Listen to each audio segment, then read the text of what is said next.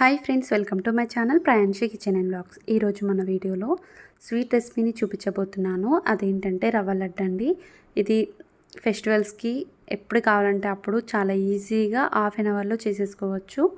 ఈ రవ్వ లడ్డు అనేటివి సాఫ్ట్గా టేస్టీగా చాలా బాగుంటాయండి. మనం పాకం పడుతూ చేస్తుంటే సాధారణంగా అనుకుంటారు కదా గట్టి పడతాయేమో అని. అలాంటి భయం ఏం లేకుండా నా స్టైల్లో ఈ రవ్వ లడ్డుని ఏ విధంగా ప్రిపేర్ చేయాలో చూడండి. అసలు రవ్వ లడ్డు అనేటివి గట్టి పడకుండా ఉంటాయి, సాఫ్ట్గా ఉంటాయి. ఇక లేట్ చేయకుండా రవ్వ లడ్డూల్ని ఏ విధంగా ప్రిపేర్ చేయాలో వీడియోకి వెళ్ళి చూసేద్దాం. స్టవ్ ఆన్ చేసి ప్యాన్ పెట్టుకోవాలి. అందులో మనం హాఫ్ కప్ వరకు నెయ్యిని వేసుకోవాలి. నెయ్యి వేస్తేనే చాలా బాగుంటాయండి, సాఫ్ట్గా వస్తాయి కాబట్టి హాఫ్ కప్ వరకు నెయ్యిని వేస్తున్నాను. నెయ్యి బాగా హీట్ ఎక్కిన తర్వాత మీకు నచ్చిన డ్రై ఫ్రూట్స్ని కట్ చేసుకొని వేసుకోవాలి. నేను ఇక్కడ కాజు వేయకుండా ఓన్లీ కిస్మిస్ని వేస్తున్నాను. ఈ విధంగా కిస్మిస్ని వేసుకోవాలి. నేను ఇక్కడ 2 టేబుల్ స్పూన్ వరకు కిస్మిస్ని వేస్తున్నాను. ఇలా వేసుకొని బాగా ఫ్రై చేసుకోవాలి.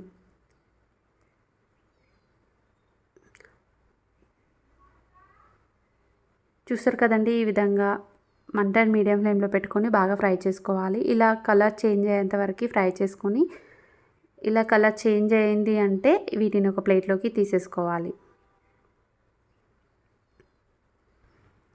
ఇప్పుడు ఇందులోకి మనం ఉప్మా రవ్వని వేసుకోవాలి. 1 కప్ వరకు వేసుకోండి.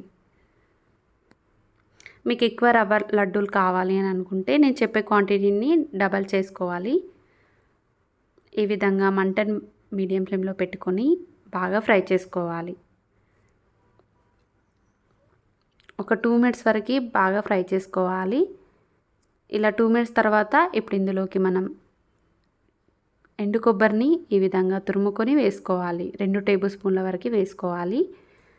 ఇలా రవ్వ స్మెల్ అనేది పోయేంత వరకు, కలర్ చేంజ్ అయ్యేంత వరకు బాగా ఫ్రై చేసుకొని వీటిని ఇప్పుడు ప్లేట్లోకి వేసేసుకోవాలి.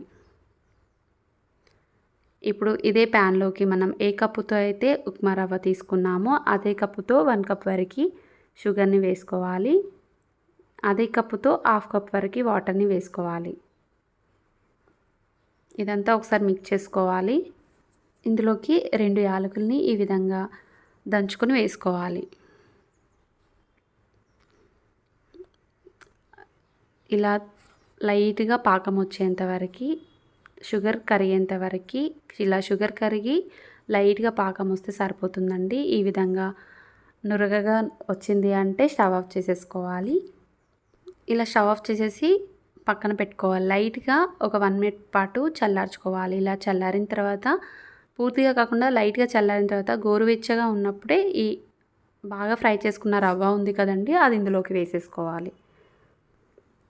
ఇందులోనే ముందుగా మనం నేతిలో ఫ్రై చేసుకున్న డ్రై ఫ్రూట్స్ ఉన్నాయి కదండి, వాటికి కూడా ఇందులో వేసేసుకొని మొత్తం ఒకసారి కలిపేసుకోవాలి.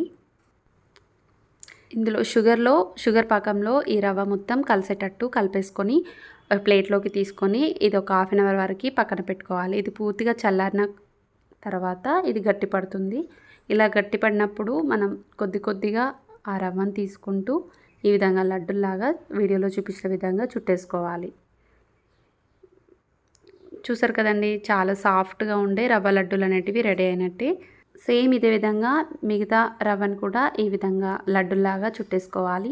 నేను తీసుకున్న 1 కప్పు రవ్వకి ఇక్కడ ఒక 11 to 12 వరకు లడ్డూల్ని ప్రిపేర్ చేసుకున్నాను. మీకు కనుక డబుల్ క్వాంటిటీలో ఎక్కువ కావాలంటే డబుల్ క్వాంటిటీలో నేను చెప్పిన ఇంగ్రీడియంట్స్ని డబుల్ చేసుకోవాలి. చూసారు కదండి, లోపల సాఫ్ట్గా ఎంత బాగా వచ్చాయో. మీకు కూడా ఈ వీడియో నచ్చిందని అనుకుంటున్నాను. నచ్చితే మీరు కూడా ఒకసారి ట్రై చేసి మీకు ఎలా కుదిరిందో కామెంట్లో తెలియజేయండి.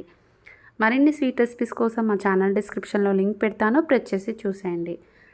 మా ఛానల్ నచ్చితే please like and share and subscribe చేయని వారు సబ్స్క్రైబ్ చేసుకోండి.